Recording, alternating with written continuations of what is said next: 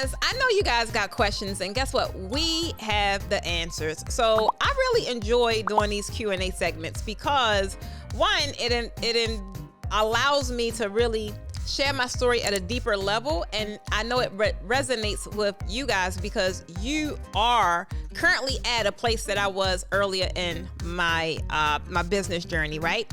This week we have some more Q&A, and these questions are all geared around my journey. I get questions about my journey and like how did I get here all the time, and I don't think I have any of those videos on YouTube though. So we are going to share them with you in this video. But guys, again, I like the Q&A. You guys told me that you like the Q&A. So in order to keep this rolling, I need you to plug some questions down in the comment section, because that is where we come up with the content to create for future podcasts. So if you are in these draping streets and you're not quite sure how to get started, or if it's time to leave your 9-to-5, or whatever the case may be, go and plug your questions down in the comment section so that we can get it onto the next schedule. But right now, let's get started in this segment, which is where we're talking all about the journey and how did I get to where I am today.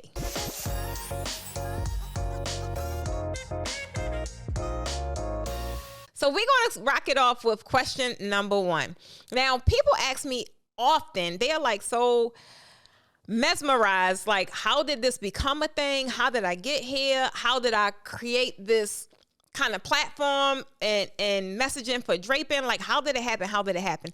And guys, I don't know. The only thing I could tell you is I could tell you how I got started and how I fell in love with it and how I just mashed the gas. And when that all happened is when I left my job. So let's roll with question number one. This is all about the journey, right? They ask, how did you transition from employee to entrepreneur?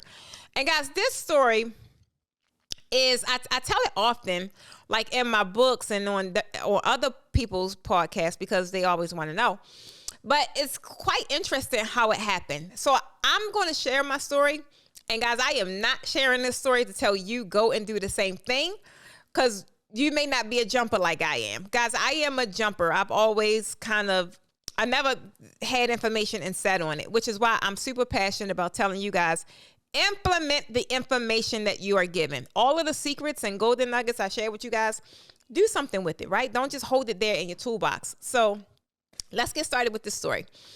So my job back home in Baltimore, was I wasn't even associated with this industry at all. I came from a nonprofit, and I was a program coordinator, and it was surrounded around mental health and substance abuse. And this is when they first made that big merger. Like, now they're gonna put the things together, right? And I was there, guys, for 7 years. And for one, it was a sense of security, right? It was security. I knew as long as I did my job, I wasn't going nowhere. They weren't going to get rid of me, and I had a paycheck coming every 2 weeks. But within that time frame, guys, I got super, I don't know, like unfulfilled. It was like, it has to be more to life than this. And I was feeling that way for, I would say, possibly like my last 3 years there. It just was no upward mobility that I was interested in. And it was just, I don't know. I was looking for an out, but there really wasn't an out. And I really think that was my time to be still, because like I said, I jump. If I see an opportunity, I want to do something, I'm gonna do it, which is why I have such a colorful background and my work history, right? You name it, I've done it, and everything except for this, but I'm doing it now. So I'm in this job and I'm doing all kinds of things, like just living life, taking care of family, but I'm unfulfilled. I'm battling depression, secretly trying to battle depression, and just going through the flow of just, I don't know, not having an answer, right? But I gave myself this period. I said I wasn't going to move. I wasn't going to do anything until I felt compelled, until I got like some kind of sign. And it just didn't happen. It didn't happen for a couple of years, and I became angry because I felt like I deserved more, and I was in this real angry state. And that easily changed when I just went to and a wedding. And I just, everything about my entire aura, thought pattern, everything just changed.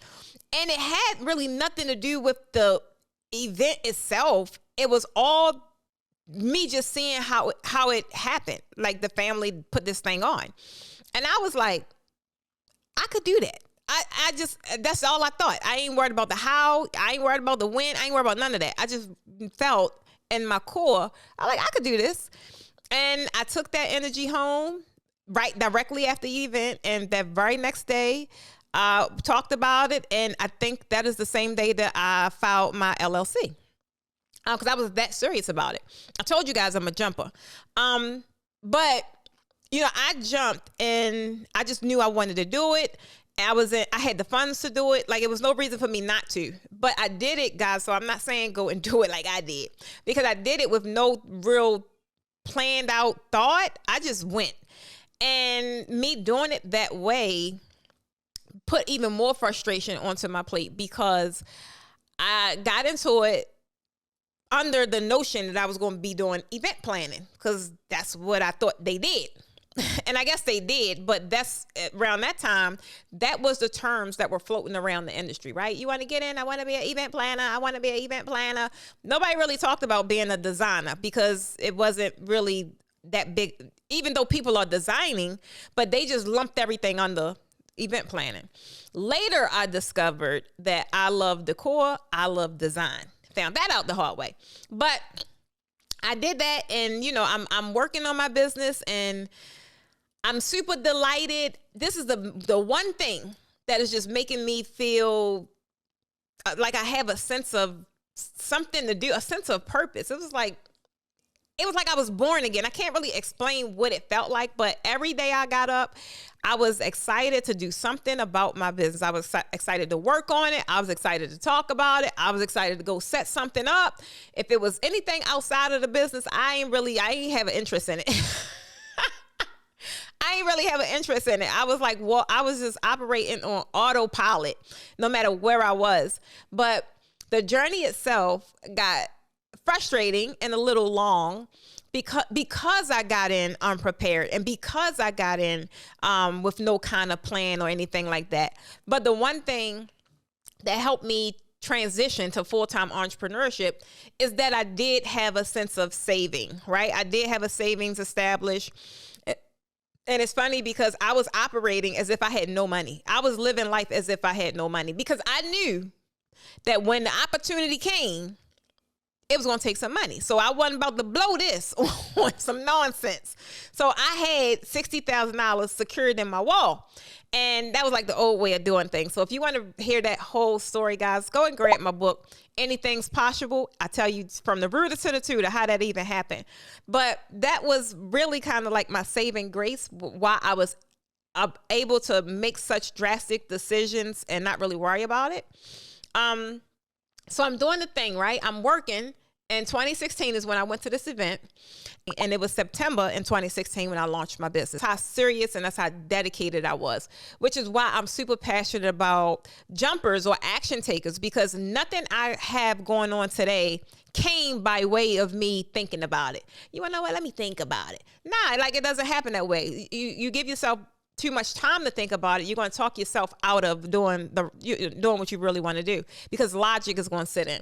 So nonetheless, I made the decision, and the entire, 2017, I'm busy, I'm working, I'm booked, but I'm broke because I'm doing family events. I'm attracting all of the wrong people, which is people with low budgets. And realistically, because that's where I was, that is the frequency I was operating on at that time. And it was just a really trying year for me. I'm still working, and I was considering, just saying, maybe it's not a good time right now. Maybe I jumped too soon. All of the maybes jumping in, right? All of the maybes about to talk me out this blessing, about talk me out of this newfound freedom that I'm about to be able to accomplish. But I stayed in there, and my passion is still going. The thing that helped is when I started to gain clarity, and I started to really envision and build out a vision and a mission and all that stuff. Because at first it wasn't there. I just thought it was slick to be your own boss and be your own CEO because, you mean to tell me I could be in my creative juices and I could make money? And so that's all I needed. But as time went on, you get into those when you don't have a clear vision on where you're going or even why you're doing it, you're easy inclined to give up. And I was like, wow, I knew it was going to take a different version of me to be able to operate in this new space I was in, because I couldn't bring in all of the mental broke mindset stuff I had before. I couldn't bring that into over where I was, because if I do, I'm never going to invest in my business. I'm always going to think I could do it on my own. I could go DIY this. And that was the wrong attitude to have. So once I started investing in coaches and doing personal development, things for me started to change. So I'm going to work, right? And I'm working on their stuff, but I will always get their stuff out the way. I was always way ahead of the game. Like whatever deliverables were for December, I was done in July. So I had a lot of downtime at work. And that's why I was able to really work on my business. So I'm working on my business. But then they started doing some organizational changes, right? And I'm like, come on now, y'all cutting into my time. So long story short, I knew it was time to leave once. One, it was hard to manage, and this job was now getting in the way of what I wanted to do. Before, it was cool. Like, y'all let me do what I want. We good. We happy medium. But now that you're getting in the way of what I want and in a way for me to provide at a higher level for me and my family, this is an issue. So I just left. And I would not advise anyone that's watching this video to just leave the same way I did. But like I said, I had the cushion of financial stability, right? I didn't have a plan. I didn't have, it all figured out, but I knew I had well over enough of savings that would sustain me until if I had to go get another job. But I wasn't yet in that place where, I ain't going to get another job. Today is different. Like, I don't think I'm employable today. But, you never know. You never know. But the thing is, when that got in the way, it was time for me to leave. And it was time for me to really do for me everything that I did for them, right? For the entire 7 years, I made sure my job was always done. If things was happening, I always showed up. Point is, I went over and beyond to develop or help a company, right? Now, what if I take those same elements and that same things that I did with them, do it for me? And like, what would my outcome look like? So I had to adopt this new mentality. And I started seeing how, I was like, oh, okay. Yeah, you make that investment and then you start seeing the return. Then you make that investment, you start seeing the return. So I left, and it was a lot happening at the same time. I mean, these are life-altering decisions that was all happening at the same time. Left my job. I left home and moved here to Atlanta. I got married. Like, everything happened within 30 to 60 days. And I didn't even realize what was happening in me, what was happening with me spiritually, what was happening with me mentally, until I finally got here. And I almost had a nervous breakdown. I'm like, what did I do? Like, the rug was just gone from under my feet. But the main thing is, if even looking back, I would not change not one single thing. Leaving my 9-to-5 to really get aggressive with my business and go into full-time entrepreneurship was one of the best decisions I've ever made in my life. And if given the opportunity, I would have done it a lot sooner. But I'm grateful that I have the opportunity now, right? Because some people don't get the opportunity at all. So guys, if you're out there and you're considering leaving your 9-to-5 and you're looking for that aha answer, when is the right time, you'll know. You will know, you'll feel it in your core. And main thing is, put the parameters in place that if it don't work out, I know a lot of people don't like to plan for the if, but baby, where I'm from, that place they call Baltimore, you better have an if. So for me, it was me having savings and things like that. Definitely have you some kind of support system in place, because that helps, right?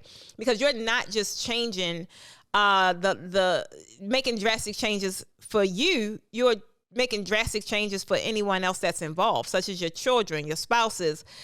All them play a part as well, right? So just consider that. I would highly suggest the same energy that you're giving your employer, right? You're going to work every day. You're showing up to work every day. I get it, because that's your security. But imagine what life could look like, feel like, be like if you give that same energy to yourself. Okay, so now that brings me to question number 2. What is one thing you wish someone had told you before you started your business, baby? Woo-wee. I wish someone would have told me your support is going to look different from anything you've ever known. A lot of us go into these businesses and we just know and we assume our biggest supporters is going to be our family and our friends. Baby, I'm trying to tell you, I think that was one of my biggest heartbreaks. And I would have loved if someone told me that. Because you find that out in the interim, and it doesn't feel good when you find it out. And then not only do you find it out, then you see how calming it is, right? Once I've started building my community, and now I'm no longer a direct service provider. Now I'm a mentor. Now I am a coach. Now I'm hearing all the stories.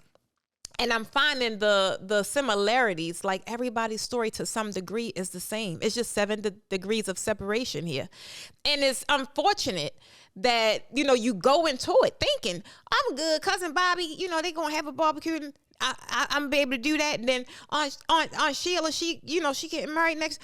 Baby, I'm trying to tell you, they are not going to support you to the level that you feel you deserve and you should get. Everybody want it done for free. And that's like, I don't know. I don't know where that kind of concept come from.